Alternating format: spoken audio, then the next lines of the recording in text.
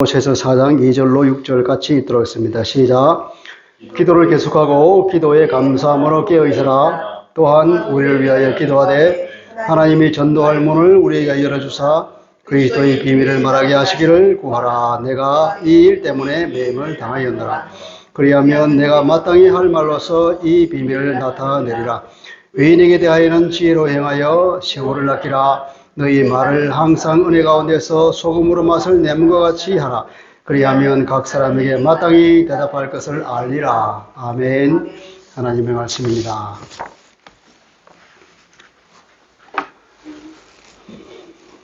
자, 오늘 말씀의 제목이 뭡니까? 예. 오늘은 기도에 관한 말씀이 되겠습니다. 사람은 항상 정신적으로 깨어 있어야 돼요. 정신이 해이해지면 삶이 해이해진단 말이에요. 시대를 제대로 따라가고 스스로를 개발하기 위해서라도 우리는 정신적으로 늘 깨어 있어야 됩니다. 한국 근대에서 계몽주의자들은 이런 말을 했습니다. 들어봤습니까? 잠자는 자 잠을 깨고 눈먼 자 눈을 뜨라. 옛날에 우리가 학교 다닐 때는 아마 교과서에도 이게 나왔던 것 같은데, 누가 한 말이죠? 어떤, 그다음 계몽자주의자들의 쓴 소설에 이런 얘기가 아마 신문인가, 이광수인가? 그런 게 나옵니다. 이 정도로, 우리 정신적으로 깨어있단 말이에요. 시대를 따라가고 세상을 봐야 되고, 우리나라라고 하는 이 우물 안에 개구리처럼 있는 것이 아니라 저 세계를 내다보면서 어떻게 변하고 있는지, 어떻게 우리가 따라가야 할 것인지를 보고 잠을 깨고 눈을 떠라, 그렇게 얘기했습니다. 잠자는 것, 눈을 감는 것은 과거에 안주하는 삶이기 때문에 그렇습니다. 여러분, 그리스도인은 영적인 삶을 중시합니다. 우리는 이 생을 살아가는 사람이 아니라 내 생을 준비하는 사람이라 이 말이에요. 이 생에 우리의 소망을 두는 것이 아니에요.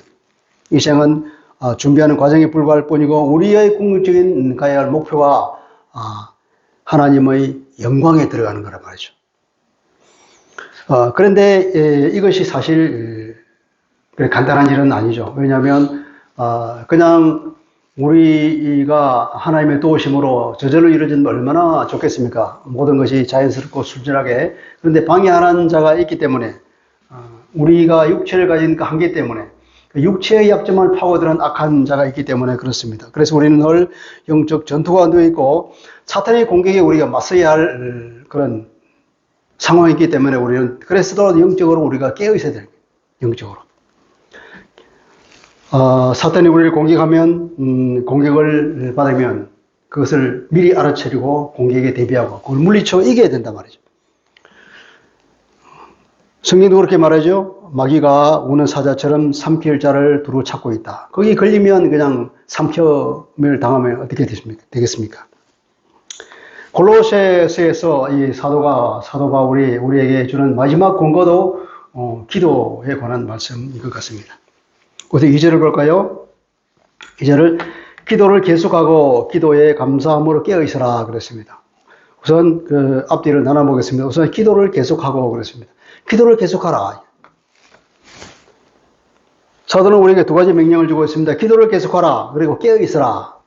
깨어있으면서 기도를 계속하라. 이렇게 말하고 있습니다. 우선 기도를 계속하라 하는 이게 계속하다라고 하는 이 단어는 사실 좀 약한 번역이에요. 우리 과거에 이 개혁 개정 이전에 개혁 한글 시대는 뭐라고 했냐면 항상 힘쓰고 그렇게 번역했습니다. 기도에 항상 힘을 써라.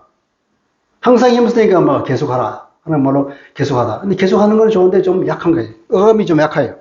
자, 이 단어는 헬라어 단어는 프로스카르테레오라고 하는 단어인데 이 말은 우리 성경에 사도행전 1장 14절에도 쓰여 있고 사도행전 6장 4절에도 동일한 단어가 쓰여 있습니다.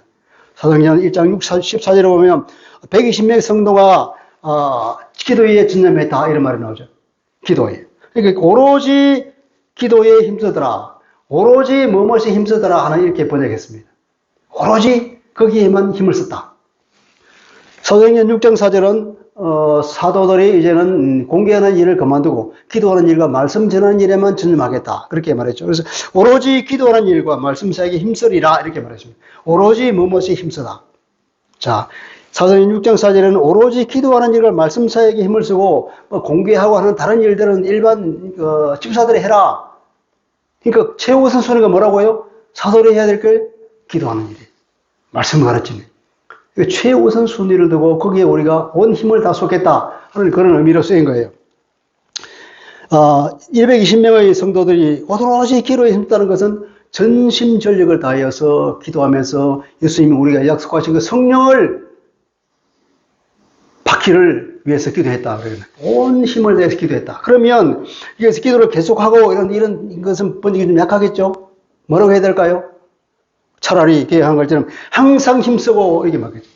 기도에 항상 힘쓰십시오. 기도를 삶의 최우선순위에 두십시오.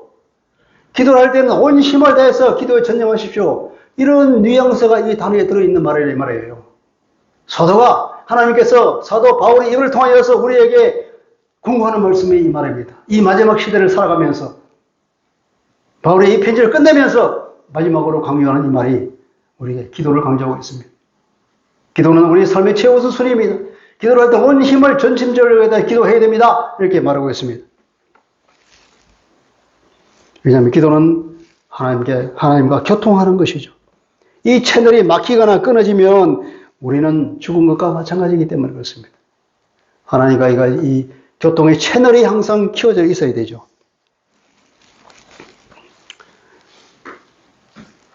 우리는 과연 기도가 우리 삶의 최우선 순위가 되고 있을까요? 우리가 반성해야 될 것입니다. 우리가 기도할 때 온 힘을 다해서 기도를 하고 있을까요? 온 힘이라도 온 정신과 온 영의 힘으로 우리가 기도하고 있는가를 우리가 반성해 봐야 할 것입니다. 그리고 두 번째 절에는 기도에 감사함으로 깨어있으라 그랬습니다. 기도에 감사함으로 깨어있으라. 원문은 기도에 감사함으로 깨어있으라. 깨어있으라는 것은 분사라고 분사. 영어로 보면 분사 구문이라는 게 있죠. 분사 구문이란 말이에요.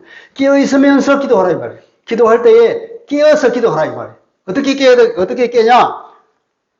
기도로서, 감사로서 깨어라 이 말이에요. 기도를 계속하되 깨어있으면서 기도하라는 거예요.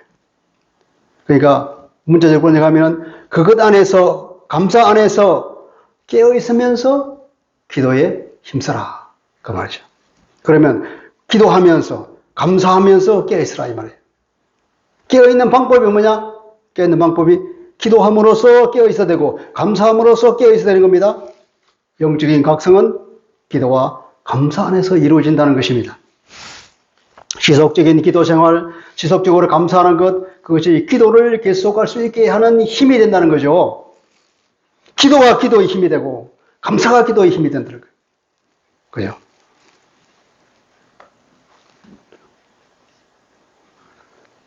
하나님과 연결은 깨어있다는 것이 하나님과 연결되어 있다는 거예요. 다윗의 시를 살펴보면은 그 삶의 절망에 대해 항상 이분은 기도했다는 게 나와 있습니다. 감사했다는 게 나와 있어. 그 어려운 고통 가운데 죽음을 앞에 두고 있는 그런 상황에서도 그 시를 보면은 항상 그분은 하나님께 그것을 다 올려서 기도했고 그러면서 또 그 어려운 상황을 하나님께 감사하는 거예요. 이 기도와 감사가 뭐냐면은 이 다윗이 어려운 현실을 돌파하는 힘이 됐다는 걸 우리가 알고 있습니다. 감사하는 것, 기도하는 것, 그것이 우리가 영적으로 깨어있는 중요한 방법이라는 거예요. 그래. 기도함으로써, 감사함으로써 깨어있으면서 그리고 기도에 온 힘을 기울이십시오 하는 것이 바울이 우리에게 주는 권고입니다. 영적으로 깨어나는 것은 기도를 계속하고 감사를 계속하는 겁니다. 이러한 영적 각성을 유지하면서 기도에 전념하라는 의미입니다.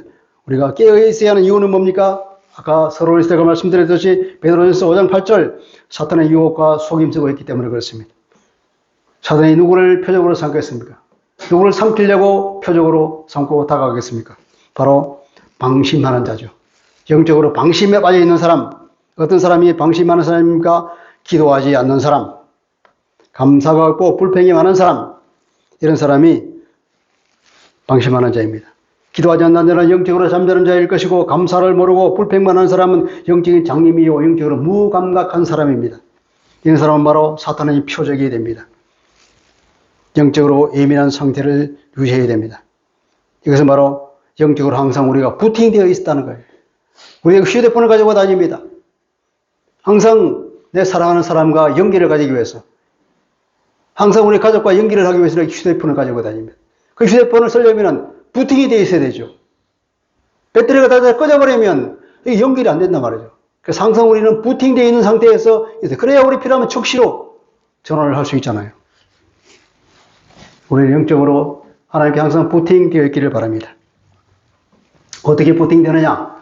감사로 기도된다. 기도해서 부팅이 된다는 거예요. 사실 이 기도와 감사라고 하는 것은 그리스도인들의 삶의 2종 세트라고 볼 수 있죠. 삶의 2종 세트. 생명의 2종 세트.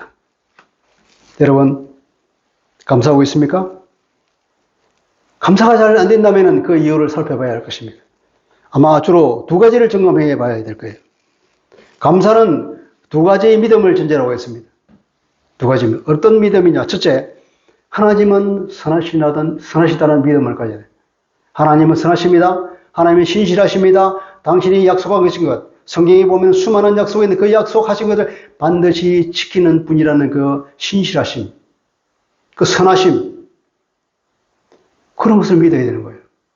하나님은 우리의 아버지로서 우리를 지키는 보호자요, 우리에게 필요를 채워주시는 분이라는 그 믿음. 이 믿음이 없으면 우리는 기도할 수 없고 감사할 수 없습니다. 내가 이런 믿음을 가지고 있는가를 점검해봐야 될 것이고, 두 번째로는 이 하나님은 어떤 하나님이냐. 우리의 육신의 아버지처럼 능력이 부족한 것이 아니라 전능하신 분이란 말이죠. 그분은 선하셔서 나에게 가장 좋은 것을 주시는 분인데 무한한 능력이 있기 때문에 무엇이든지 적시를 해줄 수 있는 능력이 있는 분이에요. 내가 지금 아무리 어려운 상황에 빠져 있다 할지라도 하나님께서 그 능력을 변화시켜서 역전을 시킬 수 있는 분, 합력하여 선을 만들 수 있는 분이라는 걸 믿을 때에 우리는 항상 감사할 수가 있습니다. 이 두 가지 믿음을 가져야 되는 거예요.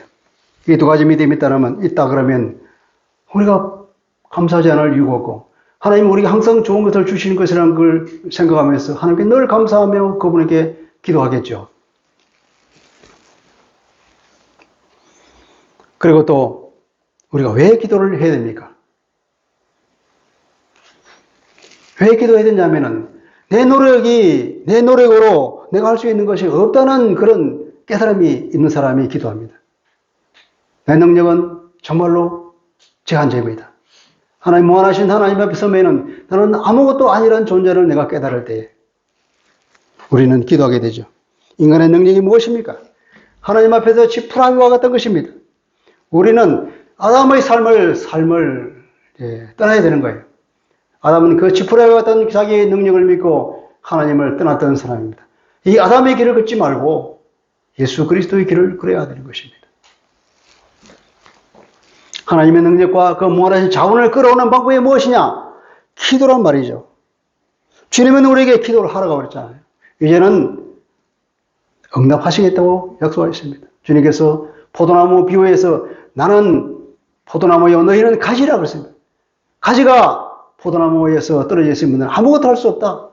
내가 나를 때려서는 아무것도 할 수 없다. 일을 할 수 있는 방법은 뭐냐? 기도하라. 이제는 기도하라. 이제는 그거 들어주겠다. 주님 말씀하셨어요. 주님이 그 약속을 붙들고 하나님이 수많은 그 약속을 주셨기 때문에 무한하신 능력과 그 자원을 가진 하나님께 우리가 기도해서 부탁해서 그것을 받아서 누리는 방법이 기도란 말이죠. 우리가 지나온 과거를 생각해 보십시오. 내 능력으로 된 것이 있었습니까? 물론 없다고는 말할 수 없겠죠. 그러나 그 능력은 적히 제한된 것입니다. 내가 한 것을 따져보면 아무것도 아닌 것 같고 그 모든 것은 하나님이 하신 것입니다. 마치 물 위에 떠있는 그 빙하처럼 물 위에 보이는 것은 극히 일부에 불과한 것이고 물 밑에 있는 그것이 전부라는 거예요. 내가 한 것이 전부라고 생각되는 사람, 큰 눈이 빈 사람이에요. 물 밑에 보이지 않는 걸 볼 수 있는 눈이 있어야 되는 것입니다. 내가 한 것이 있습니까? 사실 아무것도 아닙니다. 하나님의 모든 것을 다 하셨습니다. 내가 불가능하다고 생각하는 것이 이루어진 게 있습니까? 그것은 하나님이 하신 것입니다. 여러분, 내 계획된 것이 있습니까? 짧은 인생을 돌아볼 때도 내 계획되는 건 아무것도 없습니다. 모두가 하나님께서 하신 것이고 새로운 것을 일으켜 주셨고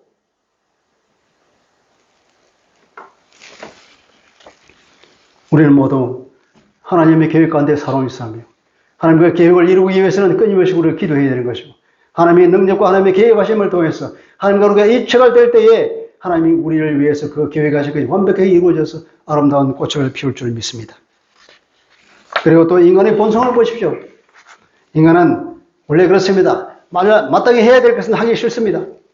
하지 말아야 할 것은 하고 싶어요. 이 청개구리 같은 인간의 심성.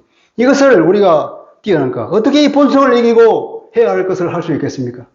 기도 외에는 방법이 없는 거예요. 기도함으로써 본성을 이깁니다. 그리고 기도는 하기가 싫습니다. 기도는 노동이라 하는 표현도 있죠. 기도는 힘이 됩니다. 고통이 수반됩니다. 인노를 요구합니다. 그래서 기도할 때는 의지적인 노력이 필요합니다. 기도를 계속할수록 새로운 기도를 힘이 생깁니다. 기도가 기도를 하게 하는 힘이 되죠. 우리에게는 나쁜 습관이 있습니다. 어떤 중독 같은 걸 가진 사람이 있습니다. 도박에 중독되고, 마약에 중독되고, 일에 중독되고, 포르노에 중독되고, 여러 가지 중독에 빠져 있습니다. 사람들이 알게 모르게. 그것을 넓게 표현해보자면 나쁜 습관들, 좋지 못한 습관들도 다 이것이 넓은 의미에서 중독에 이르는 말이에요. 누가 이것을 이기고 빠져나올 수 있겠습니까? 인간은 스스로 빠져나오지 못합니다. 기도해야 합니다. 하나님의 능력을 덧입히지 못하면 할 수가 없습니다. 기도에 고비가 있습니다. 이 고비를 넘길 때에 우리는 기도의 힘이 다시 솟아나고 이제 기도가 정상적인 운행을 할 수 있습니다. 그래서 우리는 공동체가 함께 해야 됩니다. 이 공동체 가운데 연약한 사람이 있습니까? 그래서 함께 기도해주고 함께 힘을 받쳐주고 그래서 그 연약한 지체가 이 기도의 고비를 넘겨서 자기의 본성을 이기고 그 나쁜 습관에서 빠져나올 수 있도록 도와줘야 되겠죠. 이것이 바로 기도에 전념해야 될 이유입니다. 바울이 그것 때문에 우리를 권고하고 있습니다. 우리는 기도에 최우선 순위를 두고 기도야말로 우리의 삶의 최우선 순위다. 우리가 기도에 온 힘을 다해서 해야 됩니다. 그래서 결론적으로 우리는 기도함으로써 깨어있고 감사함으로써 영적으로 깨어서 그리고 기도에 전념해야 됩니다. 기도에 최우선을 두고 열일이 있더라도 가장 우선순위에 기도를 먼저 하고 그리고 기도할 때는 온 힘을 다해서 기도해야 되는 것이죠. 이것이 우리가 살아가는 힘입니다. 하나님의 무한하신 능력과 그 자원을 끌어올 수 있는 유일한 방법입니다. 우리가 닥치는 그 어려운 환경을 뚫어볼 수 있는 그 힘이 되는 것입니다. 우리가 연약해서 이룰 수 없는 그것을 일어서게 하는 내적인 힘이 바로 이 기도에 있다는 걸 압니다. 여러분 경험했지 않습니까? 크건 작건 이것을 경험했습니다. 그것을 다시 한번 생각하면서 기도가 어떤 것인가? 바울이 마지막 근거를 우리 가슴속에 새겼으면 좋겠습니다. 그리고 바울은 이렇게 말합니다. 3절에 또한 우리를 위해서 기도하라. 또한 우리를 위해서 기도하라. 또한이라고 하는 것은 and라고 하는 뜻이 아니라 동시에라는 것입니다. 그것과 동시에 기도할 때는 항상 이것을 함께 기도해 주십시오. 그럽니다. 자기를 위해서 기도하는 기도 부탁을 하고 있습니다. 바울은 기도의 능력을 알기에 항상 공동체의 중재 기도를 부탁했습니다. 바울 서신을 보십시오. 서신을 끝마다 보면 항상 자기를 위해서 기도해 달라는 말이 딱 붙어 있어요.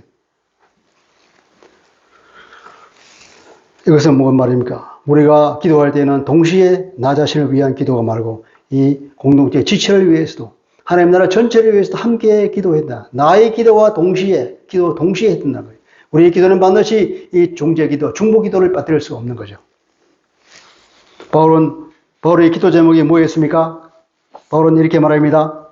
하나님이 전도할 문을 우리에게 열어주사 그리스도의 비밀을 말하게 하시기를 기도해 주십시오. 내가 이 일 때문에 매임을 당했습니다. 그랬습니다. 바울이 기도해달라는 기도의 내용은 하나님이 전도할 문을 우리에게 열어주십시오 하는 겁니다. 그래서 그리스도의 비밀을 말하도록 해주십시오. 전도의 기회, 전도의 문이라는 것은 전도할 기회라는 말이에요. 전도할 기회가 우리에게 생겨서 복음을 선포할 수 있게 해달라는 기도입니다. 그리스도의 비밀이라는 뭡니까? 그리스도의 비밀이 그리스도에게 있는 특별한 비밀이 아니라 그리스도라는 비밀이에요. 비밀. 고로새 1장 27절에 보면 이 비밀은 너희 안에 계신 그리스도다 그랬잖아요. 바울이 말하는 이 비밀이라는 것도 바로 예수 그리스도 그 자신이 비밀이에요. 그리스도를 통하여서 우리에게 구원의 문을 여신 것. 그 세상에 그전에는 아무도 몰랐어요. 하나님에 감춰져 있던 거예요. 성경에 약속되어 있지만 그것을 깨닫지 못하는 시대가 되니까 이제 그것이 깨닫고 그 미스터리가 풀려진 거예요. 그것을 말하고 있는 것입니다. 예수 그리스도를 통한 구원의 문. 예수는 그리스도라는 이 사실, 이것이 비밀이라는 거예요. 바울이 그랬듯이 우리도 공동체적으로 각 지체를 위해서 기도해야 되겠죠. 공동체적이라면 크게는 공교회, 전 교회, 모든 교회가 추상적 개념으로 교회, 그건 주님의 몸을 이루고 있는 거죠. 그 작게는 우리가 주는 이 교회, 우리가 그것을 로컬 처치라고 합니다. 지교회라고 그러죠. 모든 교회가 연합해서 하나의 교회를 이룬다. 그걸 공교회라고 그러고 각각의 교회를 우리가 지교회라고 그러죠. 각 교회마다 넓게는 전체의 공교회를 주님의 몸인 그 공교회를 위해서도 기도를 해야 된다는 것이죠. 또 이 기도를 요청해야 됩니다. 그리스도인은 개인적으로 존재하는 사람이 아니기 때문에 그렇습니다. 우리는 항상 교회로 존재합니다. 그리스도는 개인으로 존재하는 것이 아닙니다. 성경에 보면, 신약에 보면은 우리 각 사람들은 새롭게 창조된 신인류라고 하는데 그 신인류는 뭐예요? 교회를 두고 하는 말이에요. 교회의 구성 멤버가 되는 사람들은 바로 이 신인류의 한 지체가 되는 거죠. 그래서 우리는 바울이 그랬던 것처럼 우리는 성도 간에 서로를 위해서 기도를 해야 된다는 것입니다. 나를 위해서 기도합니까? 기도함과 동시에 우리 공동체 지체를 위해서, 공교회 전체를 위해서, 하나님 나라를 위해서 동시에 기도를 해야 된다는 것이죠. 바울은 맨 마지막에 이렇게 말했다. 내가 이 일 때문에 매임을 당하였노라. 그렇게 말했습니다. 이것이 바로 바울의 중요한 기도 제목이란 말이죠. 바울이 하나님의 섭리를 보는 눈을 우리는 여기서 발견할 수 있습니다. 바울이 그 당시에는 투옥되어 있죠. 옥에 갇혀 있습니다. 물론 던전 같은 곳에 갇혀 있는 건 아니고, 갖다 연금 비슷한 수준이지만 어쨌든 죄수의 몸으로 갇혀 있는 몸입니다. 자기 마음대로 움직일 수 있는 그런 자유가 없는 몸이에요. 그렇게 자기가 투옥되어 있는 그 상황을 어떤 상황으로 봤느냐? 그것을 해석하는 눈이 있었다는 거죠. 내가 매여 있는 것은 바로 이 복음 전도 때문이라는 거예요. 자기의 고난을 해석하는 바울의 눈, 자신의 투옥을 하나님의 섭리라고 이해하는 겁니다. 여러분, 고난은 중에 있습니까? 이 고난이 왜 하필 나에게만 있습니까? 그런 불평이 있습니까? 원망이 있습니까? 그런 눈으로 보는 것이 아니라 이것을 나에게 주신 분도 하나님이라는 사실, 하나님이 큰 섭리 가운데 한 부분이라는 것을 깨닫는 것이 영적인 지혜인 줄 믿습니다. 바울이 그랬던 것처럼 나에게 닥쳐온 이 실패와 나에게 닥쳐온 이 고난과 이 어려움과 이 고통과 이런 질병들, 이 실패, 무너진 것들, 이것을 뭐로 봐야 되느냐? 하나님이 큰 섭리 가운데 한 부분으로 봐야 된다는 거예요. 그러면 그것조차도 우리는 감사할 수 있는 것이고, 그 가운데서 내가 무엇을 해야 될 것을 발견할 수 있는 지혜가 있을 줄 믿습니다. 바울은 말하기를 그리스도의 비밀을 선포하는 것 때문에 내가 매여 있다. 내가 여기에 매인 것은 바로 여기 있는 사람들에게 복음을 전해 주의 하나님 그 사명을 완수하라고 하나님이 보내셨다. 바로 그렇게 그것을 해석했던 것입니다. 바울은 기도 제목을 말하기를 내가 석방되기를 위해서 기도해 주십시오. 이렇게 말하지 않았고 내가 이 자리에서 하나님이 주신 사명을 잘 감당할 수 있도록 해달라고 그렇게 기도했습니다. 감옥에서 만나는 여러 사람들, 어쩌면 그 사람들은 로마에 있는 엘리트들이에요. 로마 군인들이고 로마 행정을 한 사람들이고 나중에는 결국 누구를 만날 것입니까? 가이사를 만날 거잖아요. 로마 황제를 만날 거잖아요. 굉장히 중요한 사명을 할 수 있는 기회가 되는 거죠.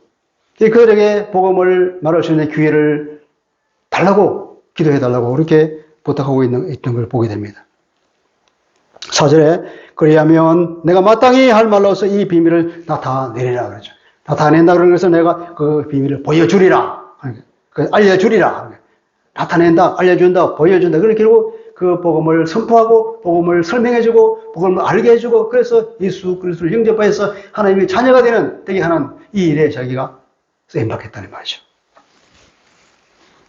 자, 교회가 많은 대외 활동을 합니다. 우리 내적으로는 기도하고 찬양하고 예배를 드리고 말씀을 서로 나누고 말씀을 선포하고 합니다. 외적으로 어떤 활동을 합니까? 전도하는 활동, 선교하는 활동, 그리고 구제하는 활동, 또 뭐 교육에 관여한다든지 의료에 관여한다든지 이런 여러 가지 일들을 합니다. 그 모든 대외적인 활동의 궁극적인 목적은 어디에 있습니까? 바로 전도하고 선교하는 데 있습니다. 한 사람이라도 더 주께로 인도하여서 영원한 생명을 얻게 하는 그 일에 하나님의 관심이 있기 때문에 그런 것입니다. 전도와 선교라는 것은 하나님의 사랑을 보여주고 알려주는 것입니다. 교회의 사명이라는 것은 교회가 태생적으로 선교하는 일입니다. 그것은 하나님의 사랑의 흐름이 그렇다는 거죠. 그래서 교회의 공적 기도는 반드시 선교사, 전도자들을 위한 기도가 포함되어야 하겠죠. 그래서 이런 데 전체적으로 한마디로 뭉뚱그린다면 결국은 우리가 기도를 해야 된다. 기도. 영적으로 깨어있으면서 기도하는 것이야말로 그리스도인들이 살아갈 수 있는 유일한 방법이요. 하나님과 교통할 수 있는 방법이기 때문에 우리의 연약한 우리가 제한된 그 자원과 능력으로 살 수가 없기 때문에 기도해야 된다는 것입니다. 그리고 이제 5절에 들어갑니다. 외인에 대하여는 외인이라는 것은 바깥 사람들, 교회 바깥의 사람들, 그러니까 불신자들 말이죠. 이방인들 말이죠. 불신자들에 대하여는 지혜로 행하여서 세월을 아끼라 그랬습니다.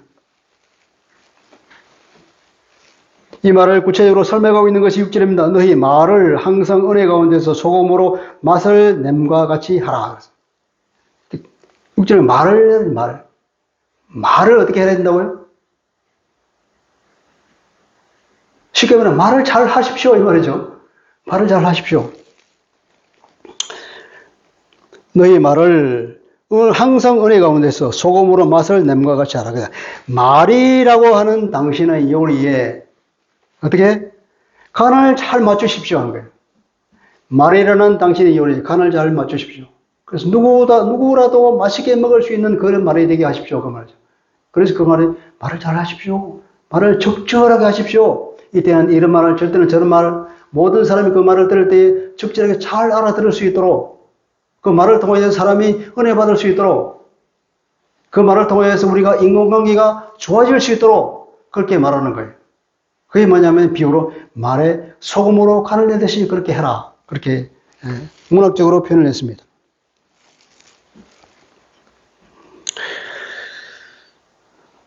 근데 여기서 소금은 뭘 말할까요? 은유니까?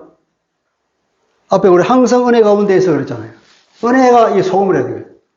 말을 할 때마다 소금을 탁탁탁 간을 쳐서 맛있게 만들지. 우리가 항상 말을 할 때 은혜를 집어넣어요. 은혜. 나온 아이스에게 말을 할 때는 항상 하나님의 은혜가 묻어나올 수 있도록 그렇게 말을 한다. 자, 은혜 가운데. 첫째는 은혜 가운데, 둘째는 소금으로 맛을 내는 말. 은혜 가운데는 내 마음이 하나님의 은혜 가운데 젖어 있지 않으면 내 입에서 부드럽고 따뜻한 말이 나오겠습니까?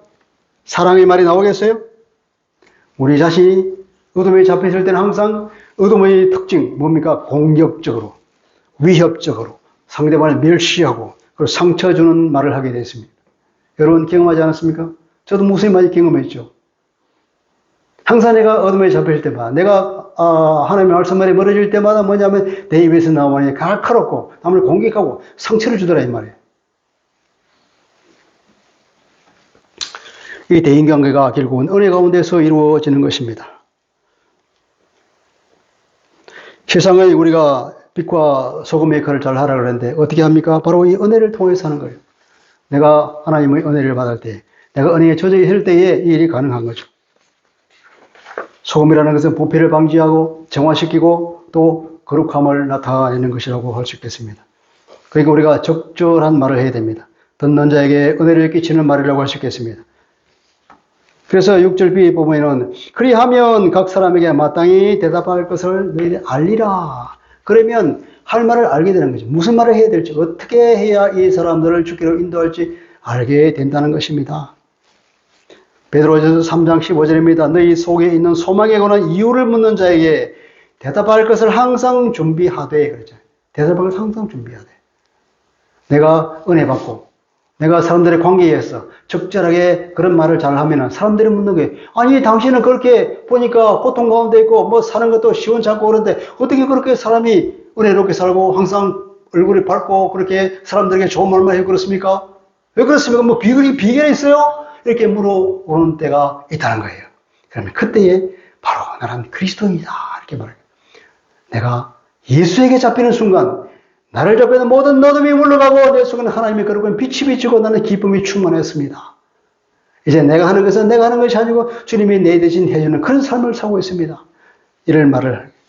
그래서 베드로가 하는 말처럼 그렇게 베드로는 끝에 뭐냐면 그렇게 준비하다 온유와 두려움으로 하고 그랬잖아요. 그런 일을 온유한 가운데 두려움 가운데 두려움은 하나님을 경외하는 가운데 그렇게 할 수 있다는 거예요. 이게 무슨 말입니까? 바울은 말하기를 바로 말이라는 그 요리에 소금이라는 간을 쳐서 적절하게 하는 것으로 표현했죠. 베드로가 하는 말이나 바울이 하는 말이나 같은 의미로 봐야 됩니다. 베드로는 온유와 두려움으로 하고 바울은 말을 적절하게 하고 그랬습니다. 말을 적절하게 하는 이 목적이 결국 복음 전파에 있다는 것입니다. 그래서 우리는 복음을 전하기 위해서 매사에 대인관계에 의해서 어떻게 해야 됩니까? 조심해야 됩니다. 만나는 모든 사람들에게 은혜롭게 적절하게 좋은 말을 해야 됩니다. 상대방의 호감을 갈 수 있도록 상대방을 공격하고 찌르고 모욕하고 그런 것이 아니라 상대방을 위로해주고 품어주고 이해해주고 그런 말, 은혜로운 말을 하고 내가 하나님의 말처럼 항상 내 삶이 공의롭게 행동이 되겠죠. 불의를 하면 안 되잖아요. 그리고 상대방에게 은혜를 베풀어주는 사람, 상대방을 사랑해 주려고 품어주는 이런 태도를 보여줘야 됩니다. 바로 이것을 말하고 있다고 볼 수 있겠습니다. 그렇게 함으로써 우리는 복음의 문이 열리기를 기대할 수가 있습니다. 우리가 그렇게 살지 않으면 복음을 말할 기회를 얻을 수 없기 때문에 그렇습니다. 그리고 바울은 말하기에 세월을 아끼라 그랬습니다. 세월을 아끼라 하는 말은 에베소서에도 나와 있는 말이죠. 바울은 아마 이 말을 좋아하는 것 같아요. 세월을 아끼다. 우리는 아끼다고 번역을 했는데 문자적으로는 세월을 구출하십시오.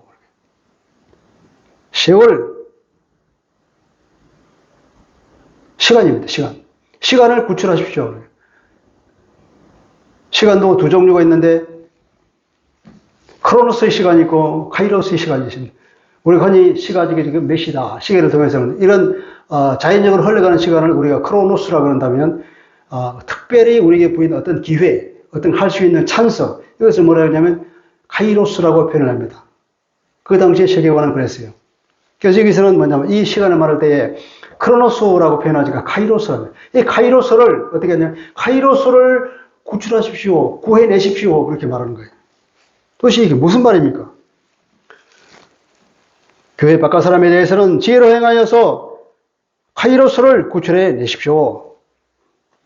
지혜로 행하는 하나님께서 주시는 그 지혜, 성경에 있던 삶의 원리를 따름으로써 하나님의 말씀 순종을 삶을 사는 것이죠. 그리스도인다운 삶을 사는 것이겠죠. 그렇게 해서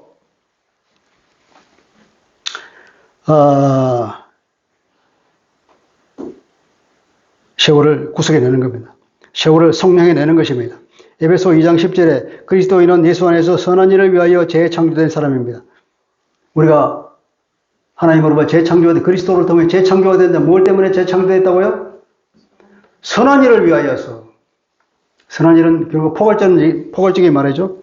여기서 고로새에서 말한다면 결국 전도와 선교하는 일을 가장 우선순위로 보고 있는 걸 보게 됩니다.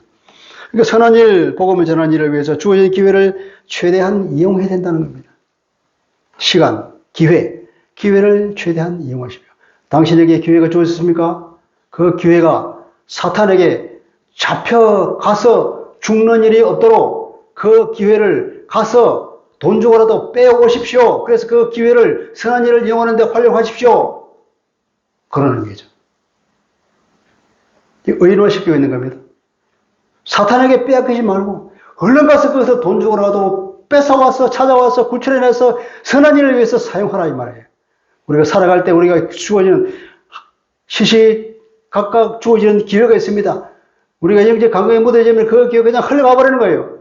기회가 왔을 때 그 기회를 그렇게 흘러가 버리는 건 뭐냐? 사단이 잡혀가는 겁니다. 그 기회를 잡혀가는데 가서 잡아와서 뺏어와서 구출해와서 하나님이 원하시는 그 선한 일을 위해서 사용하는 것. 그것이 그리스도인이 할 일이란 말이에요. 하나님께서 우리에게 그렇게 말해요. 바울 입을 통하여서 흘러가는 기회를 그냥 놓치지 마라. 그것을 눈을 부릅뜨고 그것을 잡아다가 하나님께서 원하시는 그 일을 위해서 최대한 활용하라. 그것이 인생을 그리스도의 인생을 살아가는 방법이다. 그렇게 말하고 있습니다. 선한 일, 전도하는 일, 사업하는 일, 학업하는 일, 모든 사회 활동에 바로 이 기회를 잘 활용하라. 이 기회를 허비하지 마라. 자, 시간이 많이 갔네요. 우리는 감사함으로써 깨어 기도해야 됩니다. 기도가 기도의 힘이 되고, 그래서 전심으로 기도해야 됩니다. 그것은 하나님의 전능한 능력을 끌어오는 방법이기 때문에 그렇습니다. 나를 이기는 힘은 기도를 향해서 나오는 것이고, 이 기도의 고비를 잘 넘기는 인내가 필요하다는 것을 우리가 생각해 봤습니다. 그리고 우리는 서로를 위해서 중재 기도를 해야 된다는 것입니다. 바울은 서시 때마다 기도 요청을 했고, 그런 기도가 능력이라는 것을 알았기 때문입니다.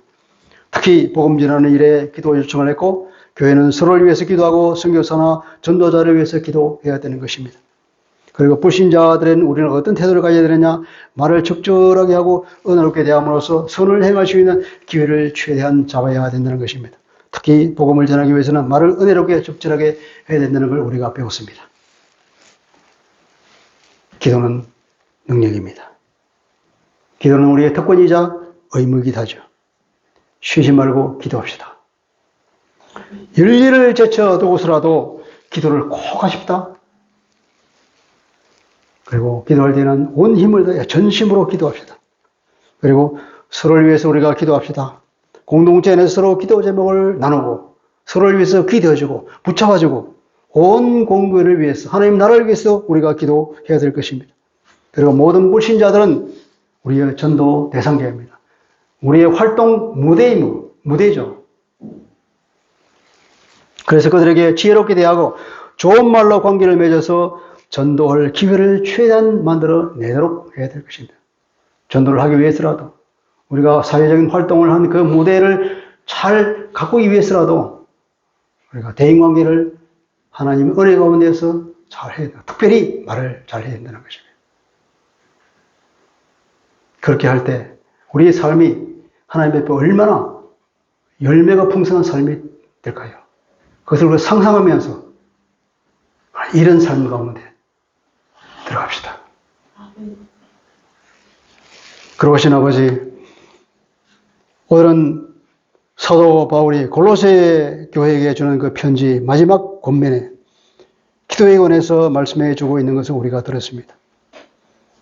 정말 우리의 삶이라고 하는 것은 기도 외에는 우리의 삶을 뿌리갈 수 있는 능력이 없는 줄 믿습니다. 우리가 기도를 통하여서 항상 감사함을 통하여서 우리가 영적으로 깨어서 기도에 온 힘을 기울이기를 원합니다. 어떤 일이 있더라도 반드시 삶의 최우선 순위를 기도에 두고 기도할 때는 온 힘을 다해서 기도하며 나를 위해서 기도할 뿐 아니라 온 공교회를 위해서 각 지체를 위해서 기도하여 하나님 나라를 온전히 세워나가는 그런 신인류로서의 사명을 잘 감당하게 하여 주옵소서. 이를 위해서라도 우리가 대인관계에서 외인에 대하여서 말을 마치 소금을 쳐서 맛있는 요리를 하는 것처럼 그렇게 아름답게 인간관계를 맺어서 우리가 기도할 기회를 넣고 우리가 우리에게 주시는 모든 기회를 최대한 활용하여서 하나님이 우리에게 부여하는 그 선한 일을 하기 위해서 최대한 활용하는 그런 아름다운 그리고 풍성한 열매를 맺는 그런 사람이 될 수 있도록 하나님 은혜 베풀어 주옵소서. 예수 그리스도 이름으로 기도합니다. 아멘. 찬양 364장 하겠습니다.